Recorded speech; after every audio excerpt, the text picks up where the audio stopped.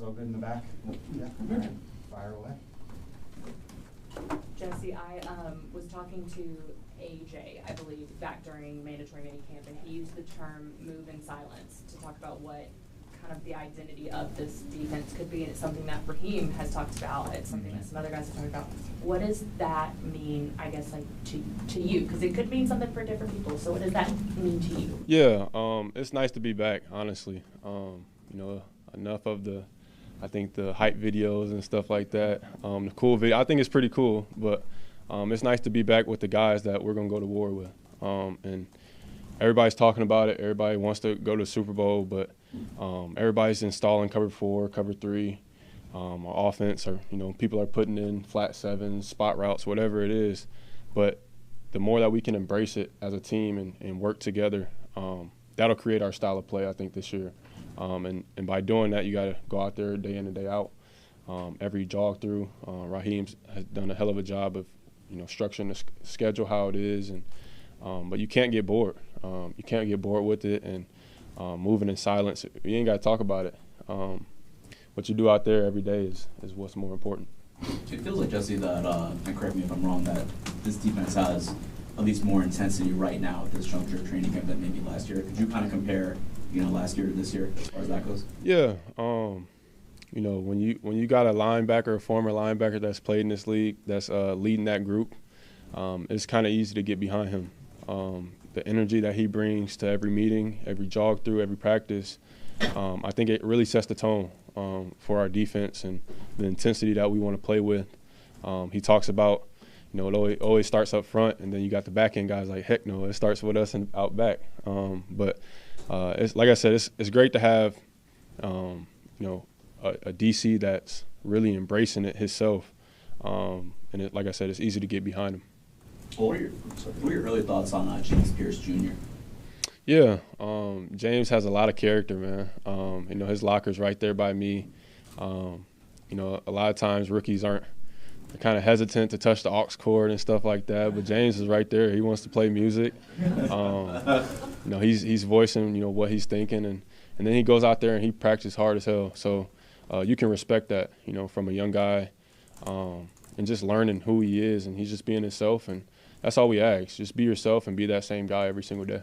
He's not shy, is what you're saying. No, not at all. Not at all. What's he putting on the aux cord? He's got a nice little taste to himself. He's got some some vibe type of music, and then when it's time to go, it's time to go. I think he said the other day, he said, our life's a movie, man. We're going from 0 to 100, and then next thing you know, he's out there setting the edge. So it's good. It's good. I'm happy that he's on our team. What is the dialogue between you and Xavier Watts like? Yeah, X and I are very similar.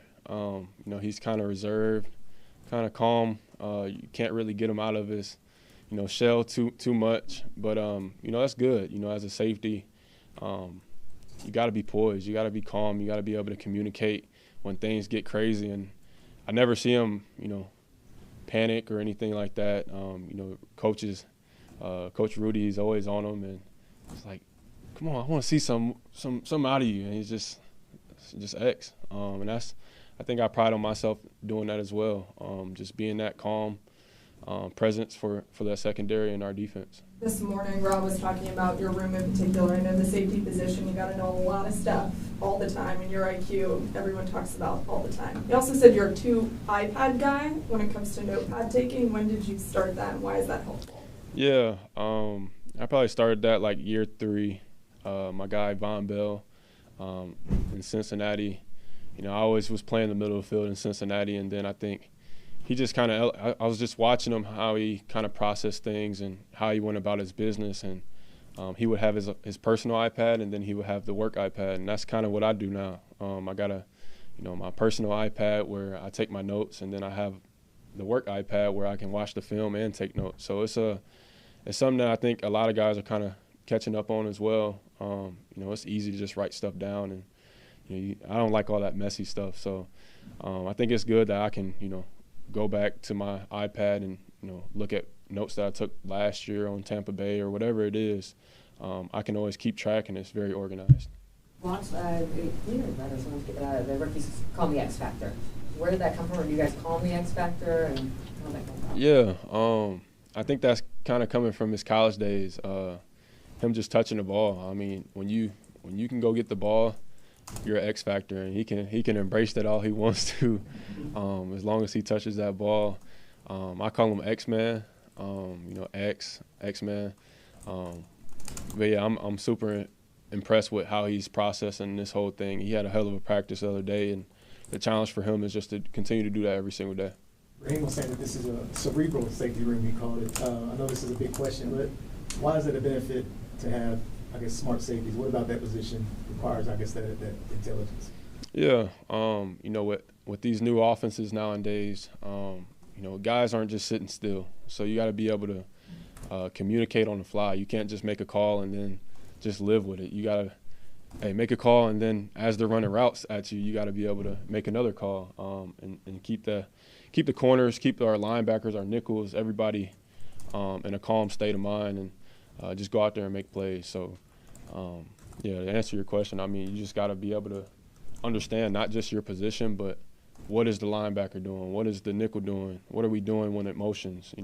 Even if you don't motion, hey, alert this. So that's something that, like I said, I'm pretty impressed with, our group. We're handling that really well right now.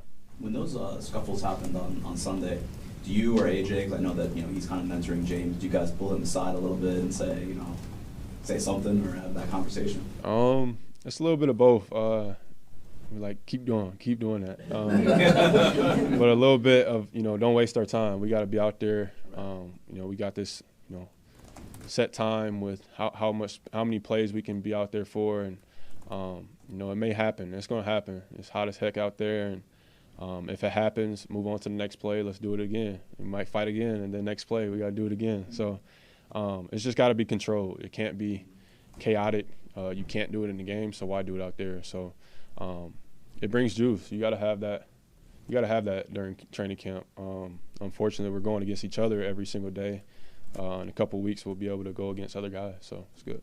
Do you make it is there a small win for the defense when you feel like you get under their skin a little bit, and it means you guys are doing their job? Yeah, it goes both ways. The offense thinks they're doing something good, and then the defense they're not doing shit.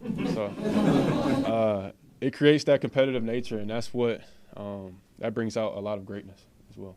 Along the lines of what you were talking about with Brick, we've been talking to some of the guys up front, and they said that they feel a certain freedom of just the way that he lets them kind of go out and plays. And I think Zach Harrison said, trust our superpower. Is it the same at the back end? Do you have to be kind of, more responsible in that sense, or do you feel that same kind of freedom to just kind of go out there and make plays? Yeah,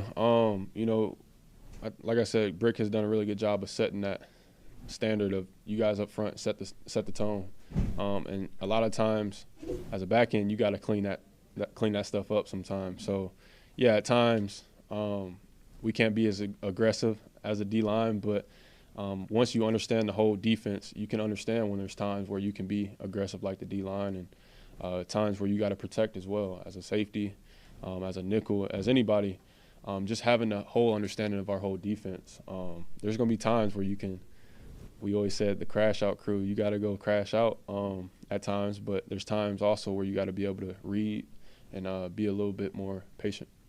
How good do you think this defense can be overall this season? Yeah, I mean, that's a question. I can say, I can put numbers on it, I can put top whatever, but we're going to move in silence. Your mic'd up came out, I guess, the other day, and it was a very special moment with you and your son that, he comes off of, from the sidelines to you. And I know last year he probably wasn't up walking around, and he was still very young, and now getting to create those memories with him. Does that kind of add a little bit of, a special sense to training camp this year? Yeah, it definitely does. I think last year he was scared of my helmet. And then this year he's like, put the helmet on. So we took a picture, with the helmet on for the first year, and I think that's something that he'll appreciate one day, and myself as well. When I can't line up anymore, we got those memories, those moments that will last forever, honestly.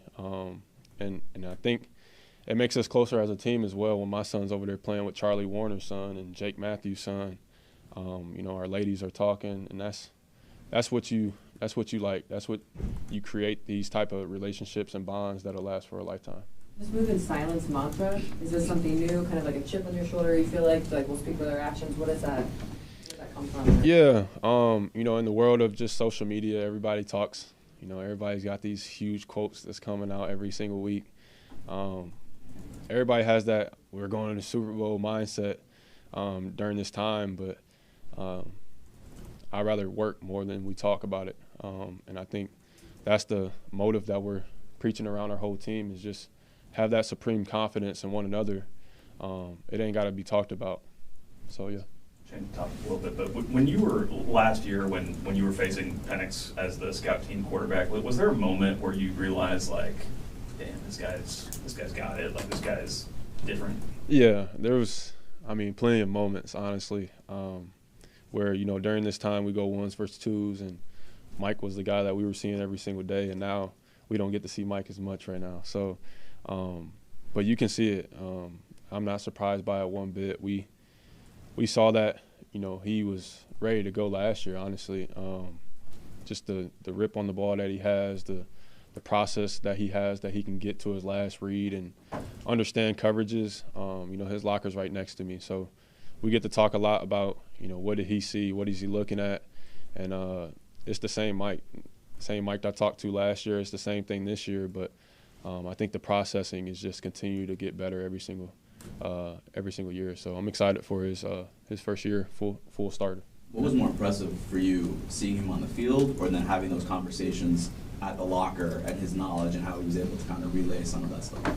Yeah, I think he's just a little bit more confident. He's a little bit more, you know, I think last year he was kind of feeling it out a little bit. Who are these guys around me?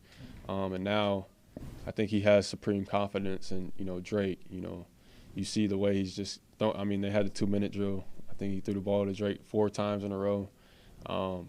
Just creating that chemistry right now, I think it breeds really a lot of confidence in not just him but our whole offense when we can just run the ball and then play pass comes off that. So I'm just impressed with him for sure. You talked in the past about Mike's eyes, and that was something that you really noticed whenever you would go up against him in scout team reps. How much can that help some of these younger guys, that he's looking different guys off and they can learn pretty quickly from a quarterback that does that? Yeah, I mean, it's pretty cool to see his progress continue to elevate in that level. I noticed it last year, like I said.